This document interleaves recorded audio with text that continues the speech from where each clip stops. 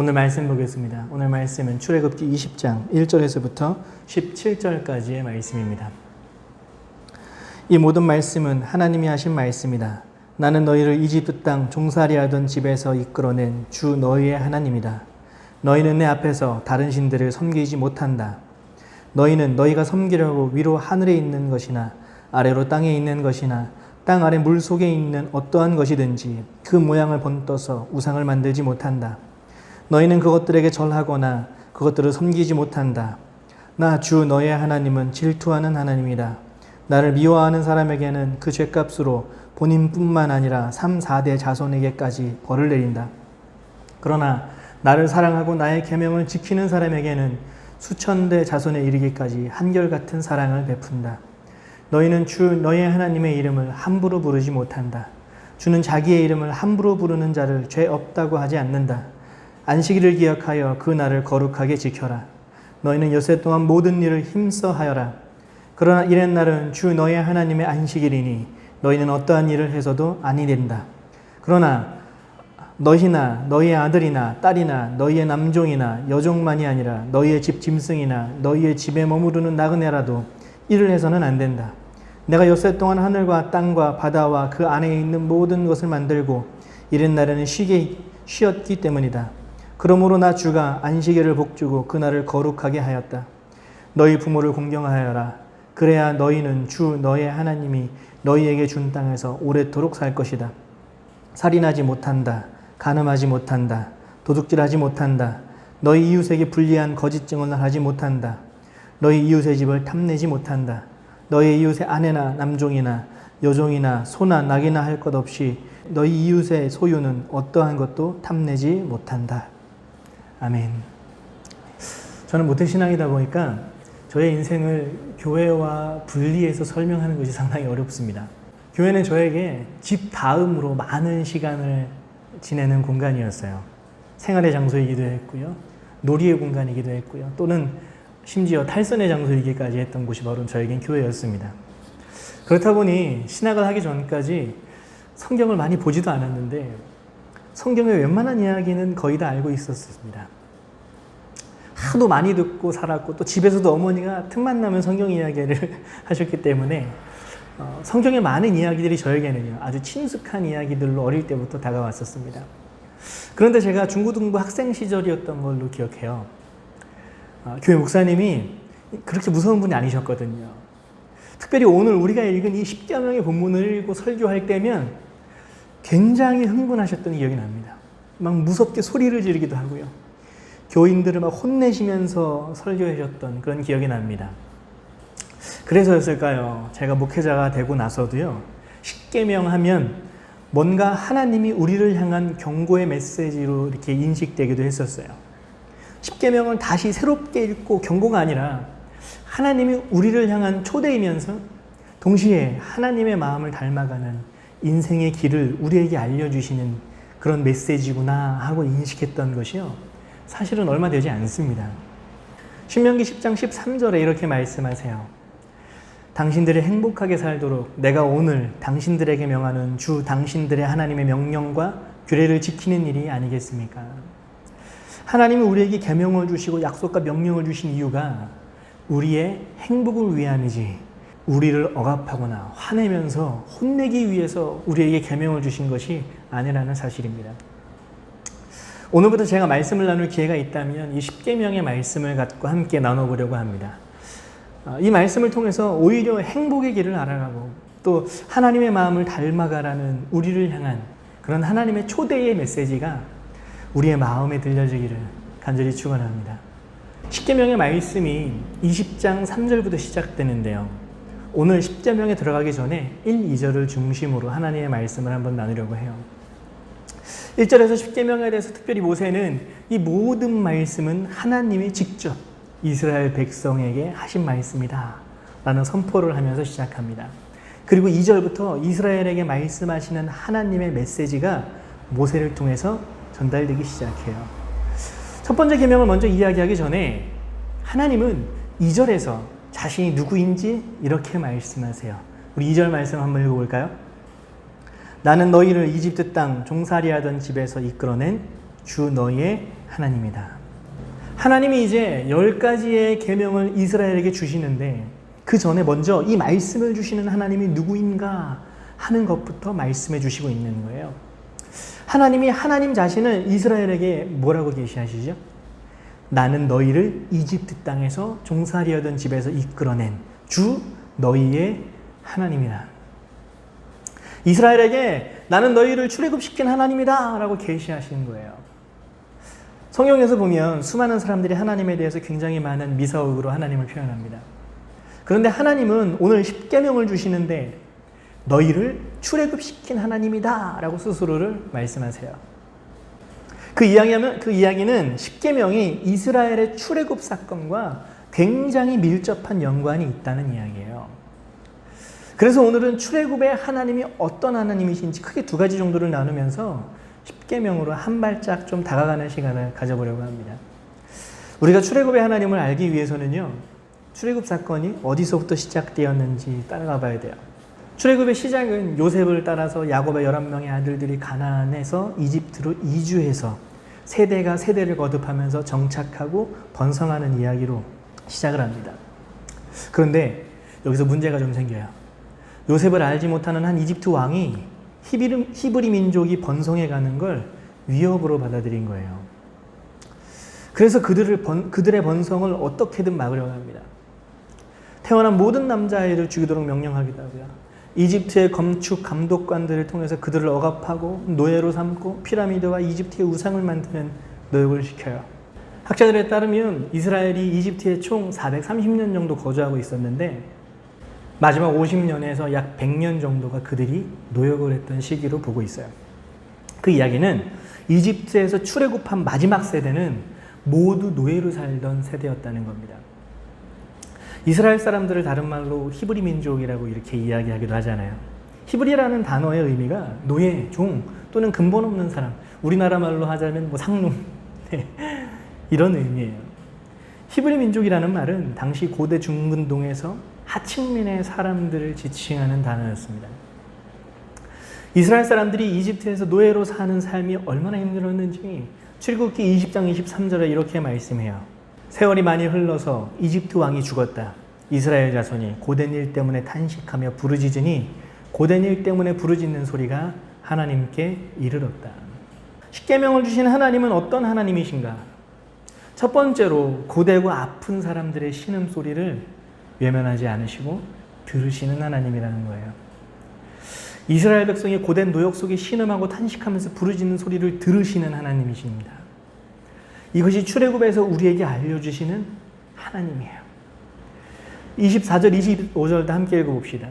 하나님이 그들의 탄식하는 소리를 들으시고 아브라함과 이삭과 야곱에게 세우신 언약을 기억하시고 이스라엘 자손의 종살이를 보시고 그들의 처지를 생각하셨다. 보통 역사는 승리의 기록이다라는 말이 있잖아요. 역사는 강자 중심으로 기록되어져 왔다는 것이죠. 그래서일까요? 우리가 기억하는 역사는 영웅 중심이고 왕이나 장군 중심입니다. 역사에서 늘 여성은 빠져 있었고 민중이나 노예 평민들의 역사는요, 기록을 찾기가 매우 힘들어요. 최근에 들어서야 역사 속에서 민초들의 기록을 찾으려는 노력이 시도되고 있고요. 또 여성 중심의 역사관이 시도되고 있기도 합니다. 하지만 하나님은 그렇지 않으시다는 거예요. 강자나 영웅들을 기억하시고 그들의 소리를 듣는 하나님이 아니라 떠돌이고 아무런 근본 없는 상놈들 또는 역사에 변두리 있었던 약자들, 여성들의 아파하는 신음소리를 들으시는 하나님이라는 사실이에요. 아무것도 아닌 우리의 신음소리를 들으시는 하나님이세요. 이뿐만이 아니에요. 더 놀라운 사실은 우리의 소리를 들어주시는 것으로 끝나는 것이 아니라 직접 우리의 손을 잡으시고 건져내시는 하나님이라는 사실입니다. 출애굽기 3장 7절에서 8절 말씀이에요. 주님께서 다시 말씀하셨다. 나는 이집트에 있는 나의 백성이 고통받는 것을 똑똑히 보았고 또 억압 때문에 괴로워서 부르짖는 소리를 들었다. 그러므로 나는 그들의 고난을 분명히 안다. 이제 내가 내려가서 이집트 사람의 손 아귀에서 그들을 구하여 이 땅으로부터 저 아름답고 넓은 땅, 젖과 꿀이 흐르는 땅, 곧 가나안 사람과 헷 사람과 아모리 사람과 브리스 사람과 히위 사람과 여부수 사람이 사는 곳으로 데려가려고 한다. 너희의 고통을 똑똑히 보았고 괴로움의 부르짖음을 들었고 너희의 아픔을 안다. 그래서 내가 너희를 구하여서 가나안으로 데려가겠다 라고 말씀하십니다. 십계명을 주신 하나님이 어떤 분이신가? 이스라엘 백성의 신음을 들으시고 건지시는 분이세요. 그래서 어떤 신학자는 이렇게 이야기를 했습니다. 하나님은 우리의 신음소리를 당신의 나라가 임하옵소서 라고 하는 기도 소리로 들으신다. 하나님은 우리의 고통에 당신의 나라로 응답하시는 분이시라는 사실입니다. 두 번째로 출애굽의 하나님은요, 이스라엘을 부르시는 하나님이세요. 출애굽기 3장에 보면 하나님의 이름을 묻는 모세에게 하나님은 나는 누구야? 하면서 말씀하시는 것이 있죠. 뭐라고 말씀하시죠? 하나님이 나는 나다. 전에 정 목사님이 모세의 사명에 대해서 설교하시면서 말씀하셨어요. 인간은 누군가의 남편이나 아내나 아버지나 자녀 또는 직장에서 누구 하면서 자신을 소개해요. 사람은 누군가의 관계 속에서 또는 자신의 일과의 관계 속에서만 스스로를 정의 내릴 수 있는 존재예요. 오직 하나님만 홀로 스스로를 정의 내릴 수 있으신 분입니다. 그래서 하나님은 나는 나다 라고 말씀하신다고 하셨어요. 사실 모세가 당신의 이름이 무엇입니까? 라고 하는 질문에 하나님이 나는 나야 라고 대답하셨는데 여러분 이게 어떤 의미일까? 한번 곰곰이 생각해 봤어요. 오로지 홀로 스스로를 정의 내리실 수 있는 분. 이런 의미와 함께 어쩌면 이런 의미도 담겨 있지 않을까요? 인간의 언어로는 담을 수 없는 분. 인간의 언어로, 인간의 단어로 한계 지을 수 없는 분. 이런 의미도 함께 들어있지 않을까요? 하나님이라는 분은 우리의 제한된 언어로 담아낼 수도 없는 분이시기에 그저 나는 나야 라고 이야기하신 것이 아닌가 하는 생각이 들었어요. 그런데 하나님이 자신에 대해서 인간의 언어로 정의 내리지는 않지만 자신을 또 다른 방법으로 모세에게 말씀하세요. 3장 15절 말씀이에요. 하나님이 다시 모세에게 말씀하셨다. 너는 이스라엘 자손에게 이르기를 여호와 너희의 조상의 하나님 곧 아브라함의 하나님 이삭의 하나님 야곱의 하나님이 나를 너희에게 보내셨다 하여라. 하나님이 스스로를 담을 수 있는 인간의 언어는 없지만 그럼에도 불구하고 우리들의 언어로 자기를 소개하시는데 아브라함의 하나님이다, 이삭의 하나님이다, 야곱의 하나님이다 라고 말씀하세요. 그 이야기는 어떤 의미예요? 아브라함과 이삭과 야곱을 불러내시고 그들의 삶에 간섭하시고 개입하셔서 이끌어가시고 비전을 주시고 세워가시는 하나님이시다 라고 말씀하시는 거예요. 하나님은 하나님의 일을 스스로 행하실 수 있는 분이에요. 하지만 하나님의 나라를 세우는데 굳이 아브라함이라고 하는 작은 한 사람을 불러내요. 그리고 너무도 느리고 답답하지만 하나씩 차근차근 이스라엘이라고 하는 제사장 나라여 거룩한 백성의 비전을 세워가시고 만들어가십니다. 출애굽기에서도 마찬가지예요. 방금 전에 읽은 출애굽기 3장에서 모세를 부르세요. 그리고 내가 고통받는 백성의 신음소리를 들었고 보았고 그들의 아픔을 알아. 그래서 내가 그들을 건져내서 가나안 땅으로 이끌어내려는 계획을 갖고 있어. 그렇게 말씀하신 다음에 3장 10절이에요. 이렇게 말씀하십니다. 이제 나는 너를 바로에게 보내어 나의 백성 이스라엘 자손을 이집트에서 이끌어내게 하겠다. 지금 하나님 모세에게 뭐라고 말씀하시고 계신 거예요? 모세야, 나와 함께 하자. 나 이런 계획 가지고 있어. 나와 함께 하자. 지금 모세를요, 동역자로 부르시고 계신 거예요. 여러분, 이 은혜가 참 크지 않습니까? 나를 자녀 삼아 주신 것도 참 감사한 일인데 이것도 갚을 수 없는 진짜 큰 은혜인데 이런 죄인인 인간에게 손을 내밀어 주세요. 그리고 말씀하세요. 재현아, 나와 함께 가자. 하나님의 동역의 자리로 부르시는 그 은혜가 정말 얼마나 큰 은혜인지 모릅니다. 인간의 언어로는 정의 내릴 수 없는 그분이 스스로를 아브라함의 하나님이라고 말씀하세요. 이삭의 하나님, 야곱의 하나님이라고 말씀하세요. 그리고 오늘 보면 출애굽기 20장 2절에 이스라엘 백성을 이집트에서 건져낸 너희의 하나님이다. 너희의 하나님이다 라고 말씀하십니다. 이 세상의 언어로 정의 내릴 수도 없는 분이, 한계 지어질 수도 없는 그분이 친히 너의 하나님이 되어주시겠다. 당신의 하나님이 되어주시겠다. 나의 하나님이 되어주시겠다 라고 말씀하시는 거예요. 그리고 나와 동역하자 라고 말씀하세요. 동역의 자리에서 주시는 말씀이 이제 우리가 시작할 이 십계명의 말씀입니다. 우리 모든 성도님들이 그리고 영상으로 예배를 드리는 모든 분들이 십계명을 통해서 하나님의 부르심을 알고 그분의 동역자로 부르시는 그런 초대에 응하는 우리 모든 성도님들이 되기를 간절히 축원합니다. 그 초대 안에서 진짜 행복을 느끼고 그 초대 안에서 하나님의 은혜를 경험하고 그 초대 안에서 하나님의 인도하심을 경험하는 우리 나란히 걷는 교회 성도님들 되기를 간절히 축원합니다. 함께 기도하겠습니다. 하나님, 이 죄인을 불러주신 은혜가 얼마나 큰지 모릅니다. 감사합니다. 이런 작은 자에게 손을 내밀어 주시고 함께하자 말씀하시는 주님의 그 은혜가 얼마나 큰지 모릅니다. 그 은혜 가운데 하나님이 나에게 계명을 주시고 그 은혜 가운데 하나님의 길을 우리에게 알려주셨습니다. 우리가 기꺼이 그 길을 따르며 가겠습니다. 우리가 기꺼이 그 길로 한 걸음 한 걸음 내딛겠습니다.